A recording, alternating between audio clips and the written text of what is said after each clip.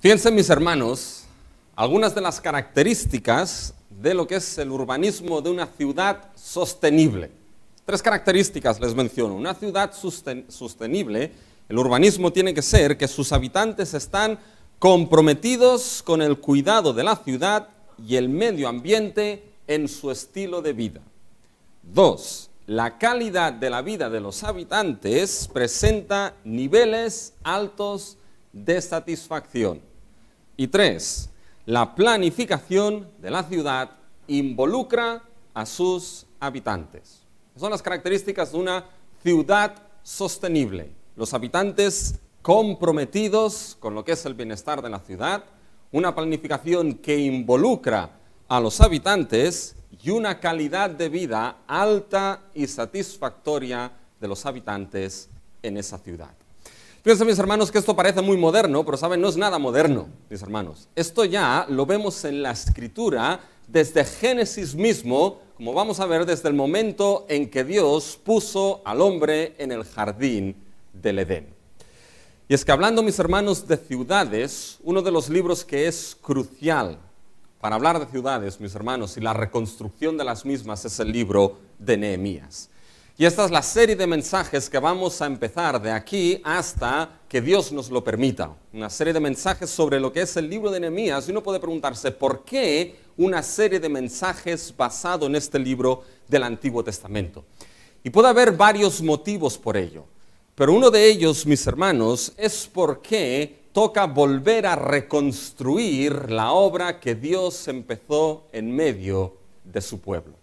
Fíjense que hemos pasado 1 año y medio, mis hermanos, de pandemia, y podemos decir que ese año y medio ha sido prácticamente un año de exilio para muchos, y para algunos todavía dura el exilio de la pandemia, donde ha sido difícil y limitado lo que es poder reunirse de manera conjunta, y un tiempo donde ha sido importantísimo lo que es mantener lo que es la profesión de fe en nuestro Señor Jesucristo en este tiempo para que eso no se enfriase.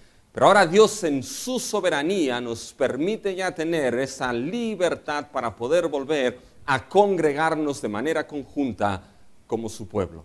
Y la pregunta aquí es, entonces, ahora, ¿qué hacer? ¿En qué deben estar puestos nuestros corazones, nuestras almas y nuestra mente en esta nueva etapa que Dios abre delante de nosotros? Y mis hermanos, la respuesta es que debe estar puesto nuevamente en volver a reconstruir la obra que Dios empezó en medio de su pueblo consagrado. ¿Para qué? Para ser de adoración a su Dios. Como anticipo, como anuncio, como reflejo, mis hermanos, de ese pueblo redimido y consagrado que un día adorará de manera eterna y para siempre a su Dios. Y esa idea de reconstruir es fundamental en el libro de Nehemías. Los verbos construir y reconstruir aparecen en el libro de Nehemías. El verbo construir aparece 24 veces a lo largo de este libro que es cortito. Y nos indica que el tema principal, por lo tanto, de Nehemías es ¿qué? Es reconstruir lo que es la obra de Dios. Fíjense, quizá el versículo clave de Nehemías sería lo que aparece en el capítulo 2, versículo 18 al final, cuando básicamente Nehemías ahí se nos dice, levantémonos y edifiquemos, así esforzaron sus manos para bien. Pero cuando, mis hermanos, situamos el libro de Nehemías dentro de la gran historia de la salvación que se nos presenta en la Biblia, nos vamos a dar cuenta, mis hermanos, que Nehemías es un libro que tiene mucho más que decir que simplemente la reconstrucción de unos muros físicos de Jerusalén. Por tanto, ¿qué es lo que vamos a hacer hoy, mis hermanos, con el libro de Nehemías? Vamos a tener simplemente hoy una introducción del libro. Vamos a tener una visión general del libro de Nehemías, que espero que en este verano se lo hayan leído. Ya no les voy a preguntar cuántos se lo han leído. Pero vamos a tener una visión general, una introducción del libro de Nehemías, así que tengan sus Biblias abiertas a lo largo de todo este libro de Nehemías. Y antes de empezar a destacar lo que son 3 puntitos para poder resumir el mensaje de Nehemías, mis hermanos, tengo que hacer una pequeña introducción histórica para que entendamos dónde situar el libro de Nehemías en la historia que se nos presenta en las Escrituras. Y es que el libro de Nehemías, mis hermanos, es un libro que coge un periodo histórico que se llama el periodo histórico del posexilio, es decir, después de que el pueblo de Israel volviese de lo que era básicamente el exilio babilónico por 70 años. Si recuerdan, el rey Nabucodonosor, ese rey con ese nombre tan largo, en el 586 acabó destruyendo lo que era el templo y lo que era la ciudad de Jerusalén, y llevó básicamente exiliados a Babilonia.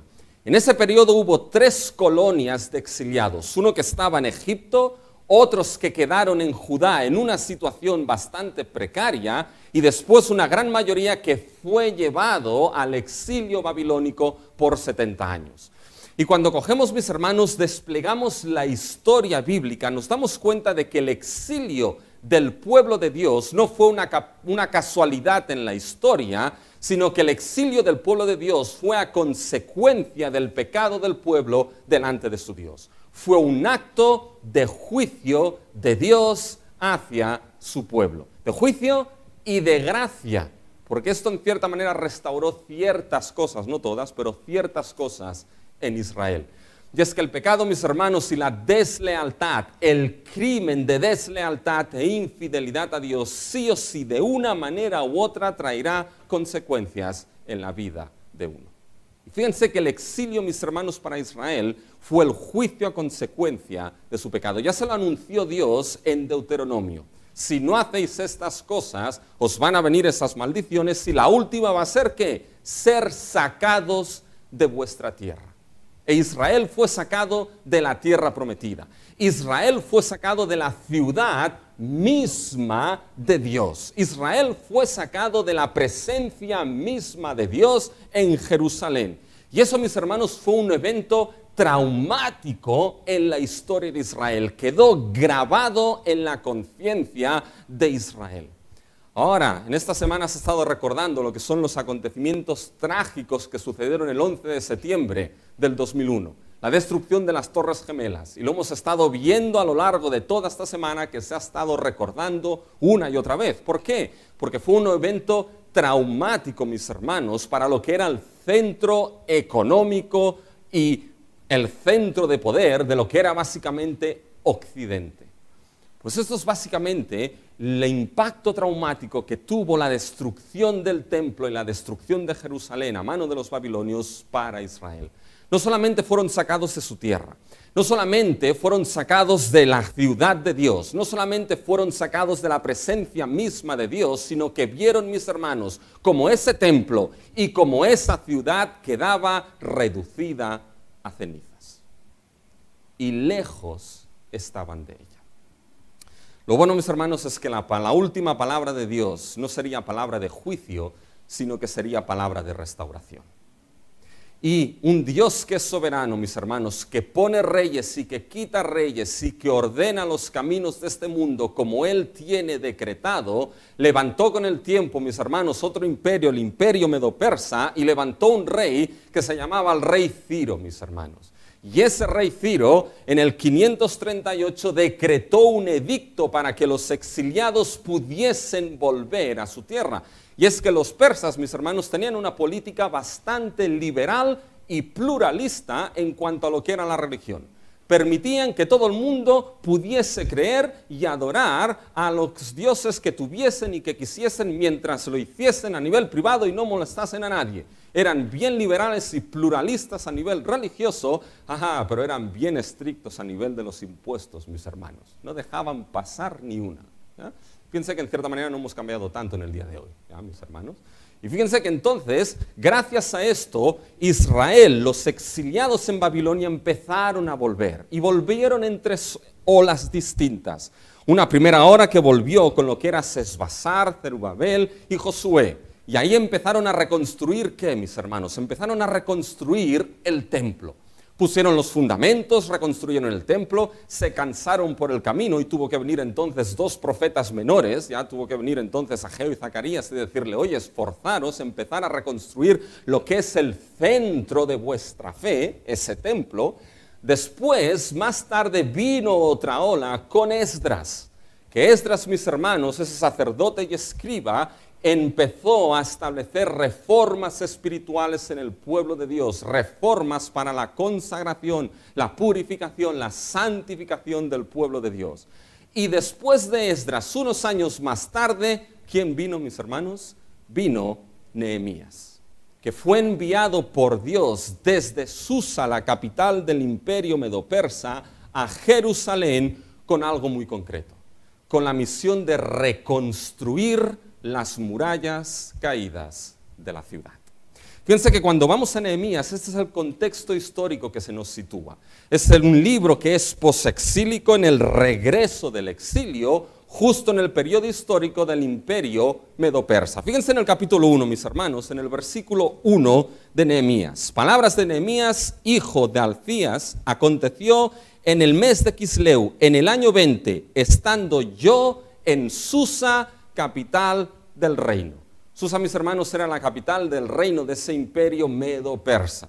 Fíjense si vamos ahora al capítulo 2. Fíjense en el versículo 1 del capítulo 2. Sucedió en el mes de Nilsán, en el año 20 del rey Artajerjes. Probablemente es Artajerjes I, mis hermanos, que era básicamente ese rey que vivió del 475 al 424, rey de Media y de Persia. Por lo tanto, fíjense que todo el contexto histórico nos sitúa a Nehemías en la vuelta del exilio con el imperio medo-persa. ¿Y cuál era su función, mis hermanos? ¿Por qué Nehemías volvió a Jerusalén? Y lo hemos dicho, mis hermanos, era para reconstruir lo que eran esos muros caídos de Jerusalén. Pero hay mucho más en Nehemías. Y eso lo vemos cuando entendemos cómo está distribuido el libro de Nehemías. Fíjense, el libro de Nehemías está distribuido de una manera muy simple. Tiene dos grandes partes. La primera parte del libro de Nehemías son los primeros 6 capítulos. Y en los primeros 6 capítulos, ¿qué es lo que se nos va a narrar, mis hermanos? Se nos va a narrar la reconstrucción, la reedificación de los muros, de las murallas físicas de la ciudad de Jerusalén. Son a ser los 6 primeros capítulos, la reconstrucción de las murallas físicas de Jerusalén.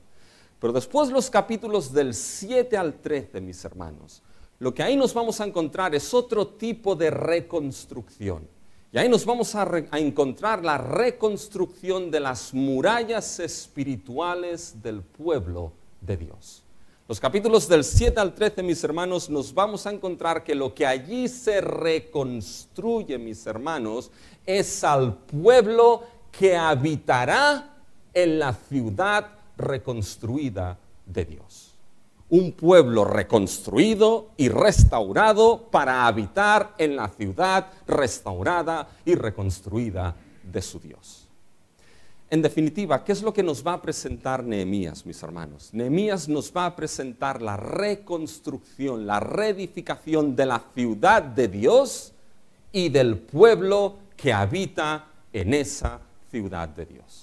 Lo veremos cuando lleguemos al capítulo 12. Es un capítulo precioso, mis hermanos, pero es un capítulo al final que acaba, ¿saben qué? Acaba con todo lo que es la ciudad de Dios y el pueblo reconstruido que habita en esa ciudad. Esas dos cosas, pueblo y ciudad, son inseparables, lo vamos a ir repitiendo. Pero el capítulo 12 nos muestra la ciudad reconstruida de Dios y el pueblo que en ella habita, consagrado para hacer algo concreto.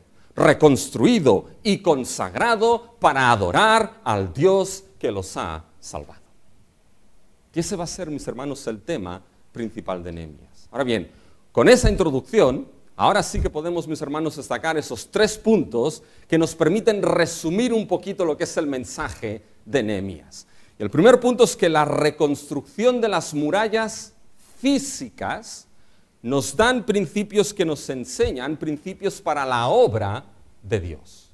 Segundo, es que la reconstrucción de las murallas espirituales nos enseñan principios para la reconstrucción del pueblo de Dios. Y el último punto es que la reconstrucción de la ciudad de Dios nos enseña que nuestra obra forma parte del gran plan redentor de Dios. Vamos a ver estos 3 puntos, mis hermanos. Fíjense, el primero, los primeros 6 capítulos, la reconstrucción de las murallas físicas, nos da principios, nos enseña principios para la obra de Dios. Y nos enseña 3 principios, mis hermanos. 3 principios que empiezan por P, los 3 principios. El primero es la preeminencia de la oración en la obra de Dios. La preeminencia de la oración en la obra de Dios.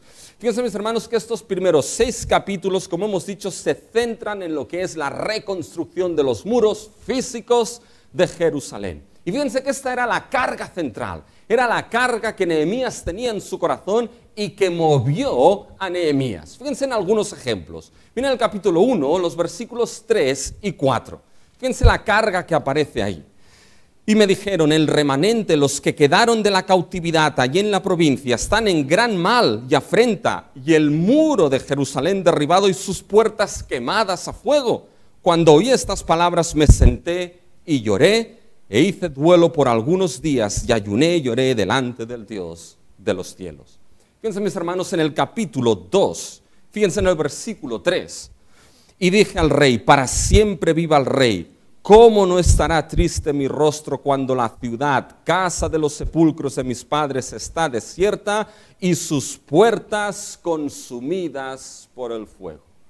Y si siguen leyendo, mis hermanos, el capítulo 2, se van a dar cuenta que lo que hace Nehemías una vez llega a Jerusalén es en cierta manera una ruta de noche mirando cuál era la situación de la ciudad y cómo estaban esas murallas.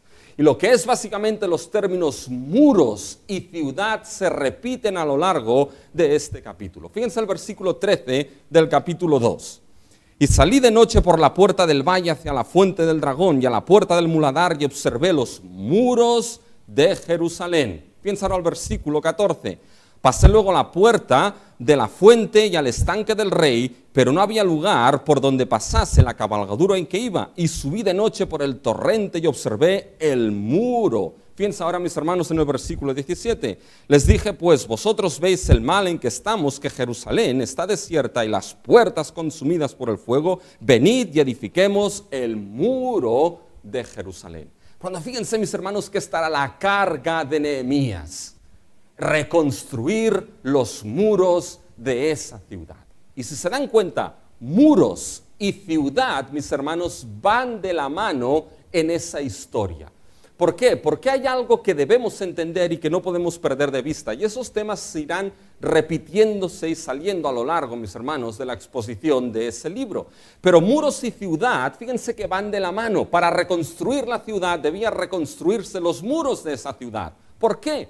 Porque los muros eran muy importantes.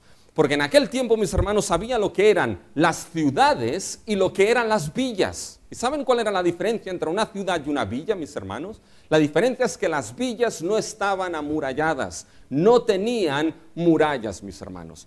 Yo vivo en el fabuloso, entretenido y siempre excitante barrio de Gracia, mis hermanos, ¿ya? Y se llama el barrio de la Vila da Gracia. ¿Y por qué es la Vila da Gracia, mis hermanos? Porque años ya en los anales de la historia, cuando Barcelona era una ciudad amurallada, cuando las murallas se cerraban, la vila quedaba fuera de las murallas de Barcelona. No formaba parte de esa ciudad. Por tanto, esto era una gran diferencia. Las villas no tenían murallas, por tanto, para ser ciudad debía tenerse algo, debía tenerse murallas. Y una ciudad sin murallas, mis hermanos, era una ciudad que estaba en vergüenza, en desprecio y en oprobio. Fíjense que esto es algo que menciona Nehemías. Fíjense, mis hermanos, cuando hemos leído el versículo 3 del capítulo 1, Nehemías dice, están en gran mal y afrenta, porque los muros estaban destruidos y las puertas quemadas. Fíjense en el capítulo 2, versículo 17, Nehemías acaba diciendo, venid y edifiquemos el muro de Jerusalén y no estemos más en oprobio, en vergüenza. Mis hermanos, Susa, la capital del reino, podía tener unos muros sorprendentes como ciudad, pero la ciudad de Dios, la ciudad que Dios había escogido para morar con su pueblo y tener su presencia, esa ciudad estaba en vergüenza, sin muros y en oprobio. Y Nehemías dice, esto no puede quedar así.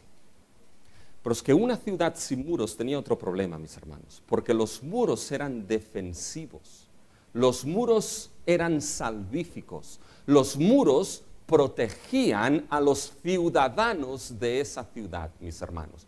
Y una ciudad sin muros, ¿saben cuál era el problema que tenía? Que estaba sujeta a los ataques y peligros de los enemigos, y los ciudadanos de esa ciudad no vivían ni en refugio, ni en paz, ni en descanso. Y los ciudadanos de la ciudad de Dios, los ciudadanos que Dios tenía que poner en esa ciudad, que era su ciudad, debían vivir protegidos, salvaguardados y en paz dentro de esos muros de la ciudad de su Dios.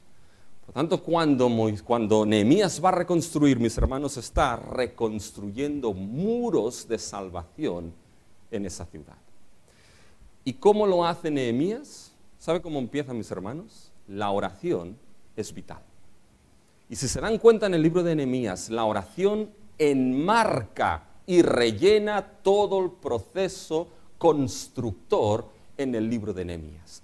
Y eso es literal, enmarca todo el proyecto constructor. Y lo enmarca porque si se dan cuenta, el capítulo 1, mis hermanos, ¿qué es? El capítulo 1 es la oración de Nehemías antes de ir a Jerusalén. Ayunó y oró. Pero si se dan cuenta y van al final del libro de Nehemías, si van al capítulo 13 de Nehemías, mis hermanos, se darán cuenta que ese libro termina con una pequeña oración al final del versículo 31. Acuérdate de mí, Dios mío, para bien.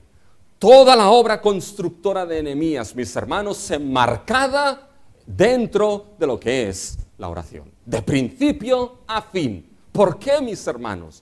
Porque esa oración muestra algo. Ese marco de la oración en el libro de Nehemías muestra no solamente que Nehemías era un hombre de oración, mis hermanos, sino que este marco de la oración muestra que esa oración era la demostración y la expresión en Nehemías de entender algo, que la obra que le había sido encomendada no era su obra.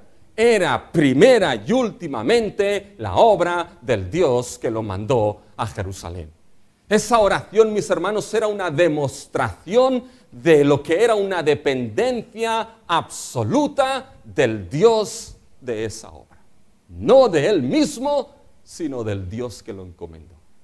Pero aparte de esto, la oración no solamente enmarca el libro de Nehemías, sino que hay más. La oración rellena el libro de Nehemías. Si se lo han leído, cuenten las veces que Nehemías ora, mis hermanos. Y fíjense que Nehemías ora antes de pedirle algo al rey. Fíjense en el capítulo 2 y el versículo 4. Me dijo el rey, ¿qué cosa quieres? Bueno, a mí me dice esto el rey, mis hermanos, ¿qué cosa quieres? Y ahí me olvido de lo que sea, le empiezo a pedir. Carta blanca. ¿Pero qué es lo que hace Nehemías? Esta es la oración que se ha llamado la oración flecha, porque es cortita, ¿ya? Me dijo el rey, ¿qué cosa pides? Entonces oré al Dios de los cielos. Mis hermanos, esta oración que demuestra aquí, demuestra que Nehemías no solamente entendía que la obra era de Dios y que dependía de él, sino que los recursos, mis hermanos, los recursos que Nehemías necesitaba para reconstruir esos muros eran recursos que provenían, ¿saben de quién? Provenían no primeramente de la mano del rey de Persia en la capital de Susa, provenían primeramente de la gracia soberana y de la provisión del Rey de Reyes y de Señor de Señores, que es capaz de proveer incluso a través de medios secundarios como ese rey en la capital de Susa. No le pide primeramente al rey, le pide primeramente al Dios Altísimo. Y moviendo a ese rey, Dios proveyó cartas, madera y lo necesario para reconstruir esos muros. Pero ¿saben? Nehemías sigue orando a lo largo de su proyecto de construcción. ¿Y saben cuándo oró? Oró, mis hermanos, cuando la oposición, lo veremos, se levantó en esa obra de construcción, mis hermanos. Y en los capítulos 4, 5 y 6, que lo veremos, que es donde está la oposición, Nehemías ora, mis hermanos. ora cuando se levanta esa oposición que quería parar lo que era esa obra de Dios que Dios le había encomendado. Y esa oración frente a la oposición que demuestra, mis hermanos, que Nehemías entendía algo, que Nehemías entendía que aquel que prospera la obra, que aquel que protege en la obra, que aquel que salvaguarda en la obra, mis hermanos, es el Dios que le ha encomendado a esa obra. Nehemías tenía algo muy claro, mis hermanos, que cuando Dios está con uno, no hay que temer a hombre en esa obra que Dios ha encomendado. Y Nehemías oró frente a la oposición. Nehemías oró reconociendo el gran poder soberano de Dios en lo que es Nehemías 9, mis hermanos. ¿Se dan cuenta? La oración, mis hermanos, se enmarca en Nehemías. La oración rellena el proyecto constructor en Nehemías. Y mis hermanos, esto nos enseña un principio, como hemos dicho, fundamental en la obra de Dios, que es la preeminencia absoluta y innegociable de la oración para la construcción de esa obra. ¿Saben qué? Sin oración, mis hermanos, construir la obra de Dios sin oración, mis hermanos, es una demostración de que no se entienden de que la obra le pertenece a Dios y no primeramente a nosotros. Es una demostración sin oración que no se entiende ese principio del Salmo 127, que si Jehová no edificare la casa, ¿en vano qué, mis hermanos? En vano trabajan aquellos que la edifican, y si Jehová no vela, no guarda la ciudad, ¿qué sucede? Entonces en vano están ahí los que velan y la guardan, porque la obra es primeramente de Dios, mis hermanos. ¿Y saben dónde se ve, mis hermanos, primeramente, dónde se empieza a construir la obra de Dios? Se ve primeramente, mis hermanos, en las rodillas. Se ve primeramente, mis hermanos, en lo que es venir delante de Dios. Depender de Él, clamar delante de Él, absolutamente. Y esto, mis hermanos, tiene que llevarnos a una reflexión importante. A la reflexión, mis hermanos, que si estamos llamados, si lo veremos, así lo estamos, a reconstruir esa obra de Dios en nuestra vida y en nuestra iglesia, mis hermanos. La pregunta es ¿cómo está nuestra vida de oración personal y congregacional para esa obra? ¿Cómo están nuestras reuniones de oración, mis hermanos, para esa obra? La preeminencia de la oración en la obra de Dios. Pero ahora hay otra P, que es la participación congregacional en la obra de Dios. Fíjense, esto entramos en el capítulo 3. El capítulo 3, mis hermanos, es un capítulo precioso. Porque ¿qué es lo que hace Nehemías? Nehemías no solamente es uno que ora, sino que ahora Nehemías empieza a organizar al pueblo en el capítulo 3. Y se dan cuenta, el capítulo 3, mis hermanos, organiza a todo lo que es al pueblo alrededor de lo que son los muros de Jerusalén. Y empieza en el capítulo 1, en la puerta de las ovejas, y si van al final del capítulo 3, el versículo 32, termina en la puerta de las ovejas. Y organiza a todo el pueblo en una dirección contraria a las agujas del reloj. ¿Y qué es lo que va haciendo en cierta manera Nehemías, mis hermanos? Nehemías empieza a poner a todo el pueblo a trabajar y a reconstruir los muros. ¿Saben lo que nos permite hacer, mis hermanos, Nehemías 3? Nehemías 3 nos permite, mis hermanos, hacer algo que aquí en España a veces está muy acostumbrado, ver cómo los otros trabajan. O quizá ir en los jubilados a mirar lo que son las construcciones y las obras. ¿Ya? Fíjense que aquí vemos cómo se monta la construcción, mis hermanos. Y fíjense que distribuye al pueblo a lo largo de todo lo que es el muro.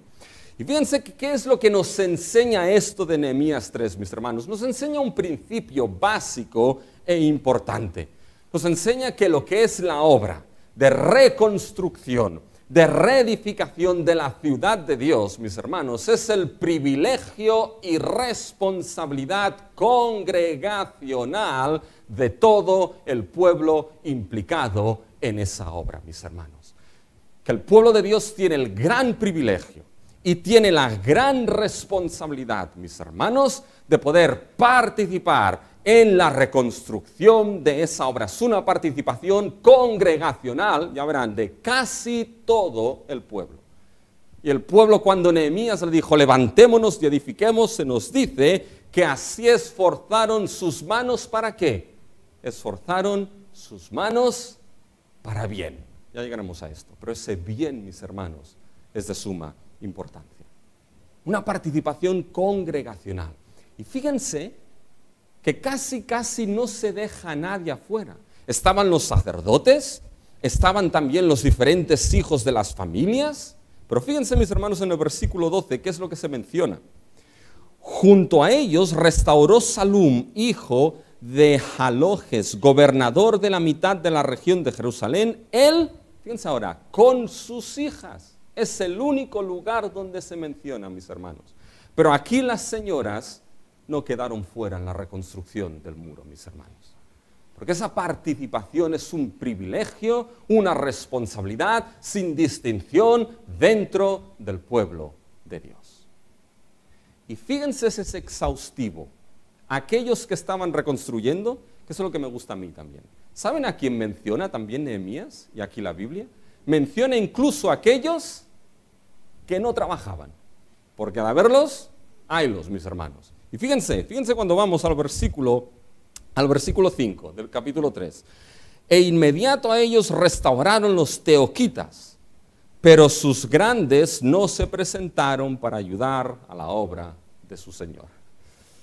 Por eso he dicho, casi todos participaban. Los grandes no se presentaron. Y mis hermanos, es que la realidad que debe afrontarse en la obra de Cristo Jesús, en la obra de reconstruir aquello que Dios nos ha dado, es que van a haber aquellos que no van a presentarse para ayudar a la obra de Dios, mis hermanos. Que van a haber aquellos que quizás su corazón, su visión no está puesta en las mismas prioridades y en aquella obra que Dios ha dado. Pero ¿saben qué? Eso no es motivo ni excusa alguna para que la obra de Dios pare. Porque es la obra que Dios ha dado y aquellos que tienen parte en ella, aun y cuando hay aquellos que no quieran ayudar y reconstruir esos muros, la obra debe seguir adelante. Porque no solamente habrá aquellos que no participarán, sino que aquí vamos al tercer y último principio, sino que también habrá la presencia de una oposición en la obra de Dios. Mis hermanos, sin oposición, me atrevo a decir que quizá no hay una construcción genuina. Porque fíjense que Nehemías aquí, mis hermanos, nos muestra que cuando empiezan a levantarse los muros, ¿sabe que empiezan, mis hermanos, a levantarse al mismo momento? Empieza a levantarse la oposición que no quiere que esos muros se levantasen. Porque hay uno que no quiere que la obra de Dios, que la obra de Cristo siga adelante. Y son aguijones contra esa obra. Y esto lo vemos en los capítulos 4, 5 y 6. En el capítulo 4 nos encontramos la oposición externa a la obra. En el capítulo 5 nos encontramos la oposición interna a la obra. Y en el capítulo 6 nos encontramos una mezcla de la externa y de la interna. Fíjense, esta oposición ya empieza en el capítulo 2, mis hermanos. Ahí aparece lo que es el trío maravillas, que he llamado. Aparece el trío maravillas. Y fíjense, mis hermanos, en el capítulo 2 y el versículo 19. Pero cuando lo oyeron Sanbalat Horonita, Tobías el siervo amonita y Gesem el árabe, hicieron escarnio de nosotros y nos despreciaron diciendo, ¿qué es esto que hacéis vosotros? ¿Os rebeláis contra el rey? Ahí está el trío maravillas. Lo que es básicamente Sanbalat, Tobías y Gesem. Y son esos aguijones que de manera constante en el capítulo 2, capítulo 4, capítulo 6 aparecen oponiéndose a la obra de reconstrucción del muro. Y fíjense que Nehemías, mis hermanos, nos muestra un abanico de cómo se presenta la oposición a la obra de Dios. Y fíjense que lo primero lo hemos visto aquí. Empezaron a hacer escarnio de nosotros y nos despreciaron, mis hermanos. Una de las maneras de oponerse a la obra de Dios es precisamente ese escarnio, ese desprecio y esa burla a lo que se está levantando y a lo que se está haciendo. Eran posiblemente aquellos que decían, bah, ahora sabes qué, ahora oye, no es momento de hacer esto. ¿En qué se lían con esto? Para hacer esto, oye, vale más no hacer nada. Además, oye, los que se ponen ahí, pero si no tienen ni idea de lo que están haciendo. Cuidado con la burla, el escarnio y el desprecio. Porque es una manera en cómo la oposición aparece aquí. Pero ¿saben qué? Después la oposición, mis hermanos, va increciendo en el libro. Va increciendo hasta el punto de que esos querían formar un mini ejército para físicamente acabar con aquellos que estaban reconstruyendo, mis hermanos, el muro. Fíjense en el capítulo 4, en el versículo 7. Pero aconteció que oyendo Sanbalat y Tobías y los árabes, los amonitas y los de Asdod, que los muros de Jerusalén eran reparados porque ya los portillos comenzaban a ser cerrados, se encolerecieron mucho y conspiraron todos a una para venir a atacar a Jerusalén y hacerle daño. Mis hermanos, ahí iban con palos en las manos, mis hermanos. Y quizá aquí nosotros en Occidente no lo vivimos tanto. Pero ciertamente la iglesia que se encuentra en países de Oriente, en países árabes, mis hermanos, esa oposición muchas veces es física para sus vidas. Pero que quizá aquí nosotros, mis hermanos, también en aquellas palabras y actitudes que pueden ser peor que puñales y palos, mis hermanos, y que dañan a aquellos que están reconstruyendo la obra. Pero fíjense que aquí fue increciendo, mis hermanos, la oposición. Y siguió adelante esa oposición externa. ¿Saben cómo? En el capítulo 6, ¿saben, hermanos, a quién fueron? Fueron a Nehemías. Querían que el líder que estaba guiando esa reconstrucción fuese sacado de en medio. ¿Y saben cómo lo hicieron? Bien curioso, mis hermanos. Contrataron a un falso profeta para que con un falso mensaje atemorizase a Nehemías y Nehemías, mis hermanos, dejase la obra y la obra se paralizase. Eso lo vemos en el capítulo 6. Pero fíjense, mis hermanos, ese proceder. Se burlaban, escarnio, ataque físico, manipulación incluso del mensaje bíblico, mis hermanos. Fíjense que cuando vamos al Nuevo Testamento, Satanás actuó de esta manera con Cristo Jesús. Bueno, si tú eres el Hijo de Dios, oye, di que esas piedras se conviertan en pan. ¿Cuántas veces quisieron prender a Jesús, mis hermanos, y acabar con su vida? Fíjense que esa oposición, mis hermanos, no es más que esos aguijones de aquel que no quiere que la obra siga adelante. Una oposición externa. Pero después del capítulo 5, ¿saben lo que nos describe? Una oposición interna, mis hermanos. En el capítulo 5, el pueblo mismo desfalleció. Y desfalleció por varias causas. Unas causas eran causas y crisis económica, mis hermanos, que muchos no llegaban a final de mes. ¿Por qué? Porque ya les he dicho que el imperio persa con el nivel de impuestos pues no dejaba pasar ni una. Y eso estaba afectando al pueblo. Temor, desánimo. Y mis hermanos, Nehemías tiene que lidiar con todas estas cosas. ¿Para qué? Para que esa oposición no pare la obra de Dios, la obra que se ha empezado. Y mis hermanos, lo que se nos muestra básicamente aquí es lo mismo que con ese principio, mis hermanos, de aquellos que no querían trabajar en esa obra. Que aun y cuando la oposición existe, mis hermanos, aun y cuando la oposición va a surgir en la obra de Dios sí o sí, eso es una realidad, mis hermanos, eso no es motivo ni excusa para que esa obra pare.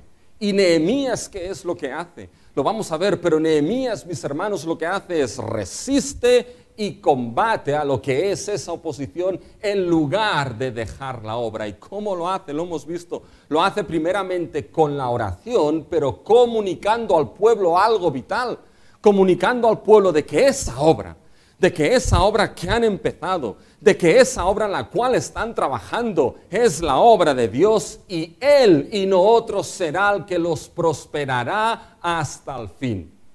Y aquellos que se oponían les dice, no tenéis parte en eso. Y aquellos que se oponían, Nehemías dijo al pueblo, con un tocho en la mano y con la espada en la otra, para cuando vengan. Pero les hizo conscientes de que esa obra es la obra de Dios. Y había algo importante aquí, que muchas veces, mis hermanos, el problema es que a veces nos miramos más en lo que es la oposición que se levanta que no en lo que la gracia de Dios está reconstruyendo en medio de su pueblo, mis hermanos. Y cuando uno mira, aún y a pesar de las dificultades, lo que Dios está levantando, lo que Dios está haciendo, lo que la gracia de Dios está edificando, mis hermanos, vale la pena decir que aun y cuando esa oposición esté, nos levantaremos y edificaremos. Fíjense, mis hermanos, esos tres principios son vitales para trabajar en la obra de Dios. La preeminencia de lo que es la oración, la participación congregacional de casi todos. Y mis hermanos, lo que es este último principio, el saber que va a haber la presencia de la oposición en esa obra. Esos son los tres principios que se desligan de esa primera sección de reconstruir los muros físicos. Pero ahora fíjense que el libro no acaba aquí. El libro sigue con los capítulos del 7 al 13. Y pasamos de la reconstrucción de los muros físicos a la reconstrucción de los muros espirituales, hermanos, que nos enseñan principios para cómo edificar al pueblo de Dios. Y fíjense, mis hermanos, que aquí hay dos principios. El primero es la centralidad de la palabra de Dios. La palabra de Dios, mis hermanos, es central para que el pueblo de Dios sea reconstruido, restaurado y edificado. Fíjense que hay algo que les voy a decir ahora y que es algo que iré repitiendo y no pueden perder de vista. Y es que la reedificación de la ciudad de Dios estaba ligado de manera inseparable. Esto en la Biblia va ligado a lo que es la reedificación del pueblo que habitará en esa ciudad de Dios. Cuando se habla, mis hermanos, en Isaías, de que la Sión estaba corrompida, ¿por qué? Porque el pueblo que moraba en esa ciudad estaba corrompido por el pecado de pies a cabeza. Y cuando Isaías habla de una Sión restaurada en unos nuevos cielos y nueva tierra, habla de un pueblo que será restaurado y hecho nuevo por la obra del siervo sufriente que llevó sus transgresiones y murió por ellos y resucitó, mis hermanos. Cuando hablamos de que Barcelona va mal, ¿de qué estamos hablando, mis hermanos? No estamos hablando de que Barcelona entra en una decadencia como si Barcelona fuese un ente sin personalidad. No estamos hablando de que si Barcelona decae es porque aquellos que viven en ella, mis hermanos, a nivel de valores morales y valores de civismo, cada vez son más inexistentes. Por eso la reconstrucción de la ciudad va ligada a la reconstrucción del pueblo que habita en esa ciudad. Y fíjense que lo primero que vamos a ver aquí, mis hermanos, en los capítulos del 7 al 13, es que aquel pueblo que habitará en esa ciudad reconstruida de Dios será un pueblo restaurado, arrepentido, perdonado y consagrado a su Dios. Porque uno tiene que saber algo, que aquellos que habitarán en la ciudad de Dios no son aquellos que quieren, sino aquellos que han sido restaurados, perdonados, redimidos, consagrados por Dios para estar precisamente en su santa ciudad. Ningún otro estará ahí. Y cómo básicamente se produce lo que es esa restauración en el pueblo de Dios. Y fíjense, mis hermanos, que empieza con lo que es la palabra de Dios. Pausa, me he acordado, porque me lo han acordado y lo agradezco.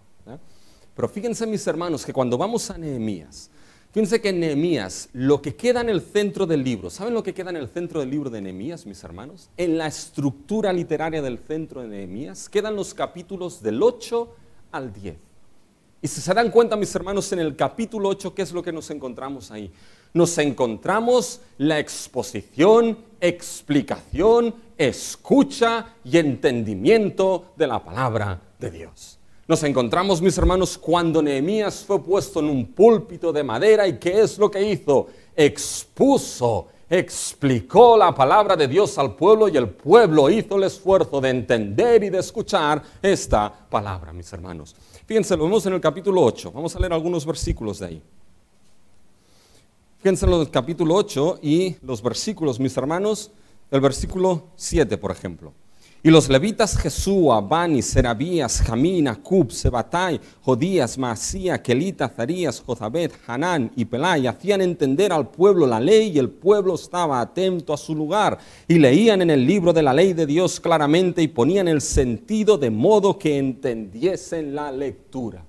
Fíjense, mis hermanos, que lo que nos encontramos aquí es que es la asamblea de Israel reunida para hacer algo concreto. Reunida para escuchar la ley de Moisés. Reunida, mis hermanos, para que la ley de Moisés, la palabra de Dios, les fuese expuesta, les fuese explicada, ellos escuchasen y ellos entendiesen, mis hermanos, esta palabra. Fíjense que la renovación del pueblo que habitaría la ciudad de Dios hubiese podido empezar de cualquier manera, pero no empieza de cualquier manera. Empieza con la centralidad de la palabra de Dios. Porque hay algo que debemos entender, que la palabra de Dios es el medio principal, el medio de gracia principal, escogido por Dios para hacer cosas nuevas, mis hermanos, para restaurar a su pueblo, para llamar a arrepentimiento y a perdón. Mis hermanos, para edificar a lo que es su pueblo, para corregir, para instruir en justicia, para exhortar. Ese es el medio principal que Dios usará para reedificar a su pueblo, la palabra de su Dios. Fíjense que desde el inicio la palabra es creadora. Dios dijo en Génesis y todo fue hecho, mis hermanos. Dios con su palabra llamó un hombre a Abraham y una nueva etapa en la historia de la salvación empezó. Ezequiel, esos huesos secos vivirán. Tú lo sabes, Señor. Profetiza esos huesos y esos huesos, mis hermanos, revivieron. ¿Se dan cuenta? La palabra de Dios, mis hermanos, aquí es fundamental. Y fíjense que lo que sucede en el capítulo 8 son 4 es, y esas 4 es son importantes. Hay una exposición, una explicación, una escucha y un entendimiento de esa palabra. Mis hermanos, Esdras, los levitas, lo que hacían era exponer y explicar esa ley de Moisés. Si se tenían que sudar para hacer esto, mis hermanos, sudaban para que el pueblo tuviese la exposición y la explicación de la palabra. Pero el pueblo, ¿qué es lo que hacía? Escuchaba y ponía su corazón para el entendimiento de la palabra. Y es que, mis hermanos, la exposición, explicación, escucha y entendimiento de la palabra siempre es congregacional. Les voy a recomendar un libro pequeñito que se llama El Ministerio Expositivo, mis hermanos, donde en ese pequeño libro se habla de la importancia de aquellos que exponen la palabra, pero la importancia de aquellos que escuchan la palabra expuesta. Y fíjense que aquí la palabra es central para que el pueblo empiece a ser restaurado. Porque esa centralidad de la palabra, fíjense que lleva a mis hermanos a lo que es el principio esencial aquí, que es el propósito de formar un pueblo consagrado para la adoración a Dios. Eso es lo que nos encontramos a partir del capítulo 9, 10 y 11. ¿Qué sucede, mis hermanos, en el capítulo 9, 10 y 11? Fíjense de manera muy rápida, mis hermanos. En el capítulo 8 la palabra de Dios es central, es expuesta y el pueblo por la gracia de Dios respondió a la predicación de esa palabra. ¿Y saben cuál es la primera respuesta, mis hermanos, en el capítulo 9? La primera respuesta, mis hermanos, es una respuesta de arrepentimiento y confesión de sus pecados a la predicación de la palabra. Porque la restauración del pueblo, mis hermanos, la restauración empieza siempre primeramente por el reconocimiento, la confesión y el arrepentimiento de esos pecados delante de su Dios. Es parte de ese plan restaurador de Dios, mis hermanos, lo que es la confesión, arrepentimiento y el perdón de esos pecados. Eso nos lo encontramos, mis hermanos, en el capítulo 9. Pero fíjense, esa palabra que produjo ese arrepentimiento, ¿saben? Siguió moviendo al pueblo en los capítulos 10 y 11. ¿Y saben lo que sucede en los capítulos 10 y 11? De manera muy rápida, eso lo iremos viendo, evidentemente. Se produce lo que es una renovación del pacto del pueblo con su Dios. Del pacto que se hizo en el Éxodo, cuando Dios les dijo: vosotros seréis mi especial tesoro, un reino de sacerdotes y de gente santa.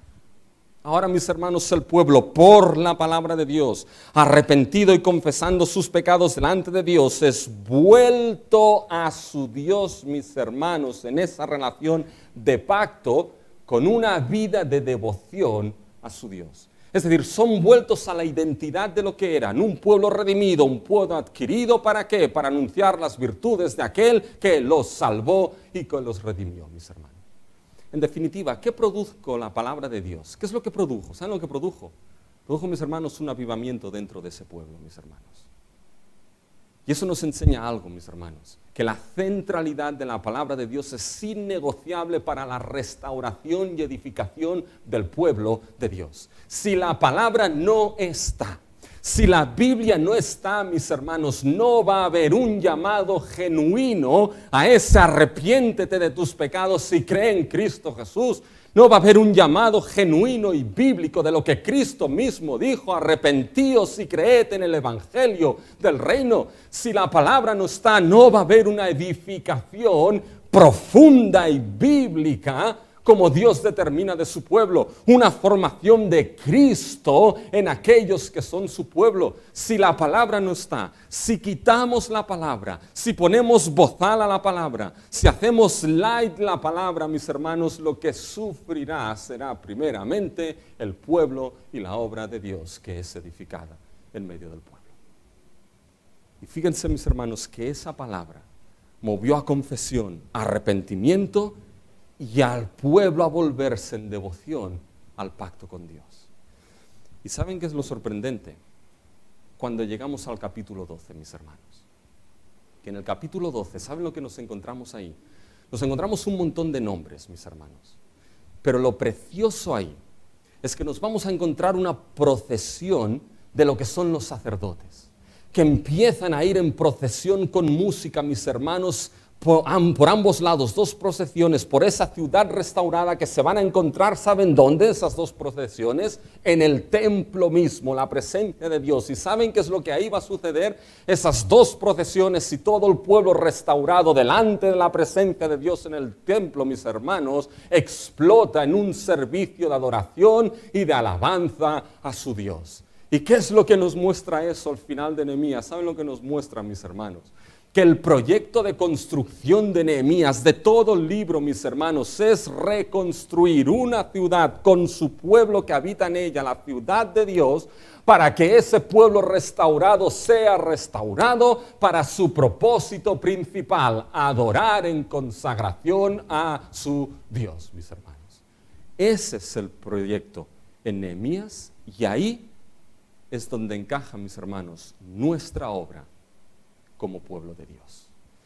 Y fíjense, con esto, mis hermanos, concluyo el último punto de conclusión. Ahí es donde encaja nuestra obra. Porque fíjense que esos muros físicos reconstruidos, esos muros espirituales reconstruidos nos enseñan que nuestra obra forma plan, mis hermanos, de ese gran plan restaurador y salvador de Dios. Y es una obra, mis hermanos, que está primeramente basada en que Cristo es aquel que edifica a su iglesia. ¿Cuántos capítulos tiene Nehemías, mis hermanos? Gracias, María. 13. ¿Y saben qué es lo que vemos en el capítulo 13 de Nehemías, mis hermanos? Un desastre. El pueblo volvió a lo mismo. El pueblo, mis hermanos, volvió a la impureza. El pueblo, mis hermanos, dejó nuevamente la consagración. Todas las reformas de Esdras y de Nehemías, dijeron, no sirvieron para nada. La ciudad y el pueblo sigue como en el principio. ¿Fue eso un fracaso? No es un fracaso. ¿Saben lo que es, mis hermanos? Es la manera que la Biblia tiene de decirnos en el Antiguo Testamento que lo que se necesita es uno mayor que Nehemías. Que lo que se necesita es uno que sea capaz de decir y hacer, yo edificaré a mi iglesia. Y mis hermanos, el único que lo dijo y lo hizo plenamente y no falló y fallará, ese es nuestro Señor Jesucristo. Y fíjense que les voy a decir algo que quizá les va a sorprender. Pero ¿recuerdan sus escuelas dominicales, mis hermanos? El libro de Nehemías, ¿después de qué va en nuestras Biblias? Ahora están pensando, ahora están mirando el índice. Está Crónicas, Esdras y Nehemías. Pero si cogen la Biblia en hebreo, esto no está así. Está Esdras, Nehemías y Crónicas. Y ahí se acaba el Antiguo Testamento hebreo, el Tanakh. Y uno dice, ¿por qué este orden tan distinto?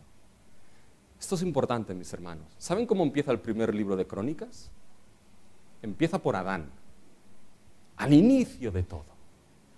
Y eso es importante, mis hermanos, porque es la manera que la Biblia tiene de decirnos que esa obra que empezó Nehemías a reconstruir al pueblo y a la ciudad y el pueblo que vivía en ella es una obra que forma parte y que ya empezó por Dios en la creación misma con Adán, mis hermanos. Y lo que Nehemías fue llamado a reconstruir forma parte de ese plan que Dios empezó desde la creación misma. Nehemías está reconstruyendo la ciudad de Dios, ¿sí o no? Fíjense, la primera ciudad, mis hermanos, fue el Edén. El ser humano es expulsado. ¿Qué es lo que hizo Caín después de cargarse a su hermano? ¿Saben lo que hizo? Construir una ciudad. Y le dio el nombre de Enoc, dedicación, una parodia del Edén. Después viene Babel. Y Babel fue una ciudad que es confusión, pero su nombre original era la puerta de Dios, mis hermanos. Y Babel fue levantada para honor al nombre de ¿quién? Del ser humano, una parodia del Edén. Israel en Egipto, mis hermanos, ¿qué se le mandó construir? Ciudades, las ciudades de Ramsés. Y toda la Biblia, mis hermanos, es como aquellos que intentaron reconstruir nuevamente lo que perdieron en el Edén. Y el ser humano no puede reconstruir esto.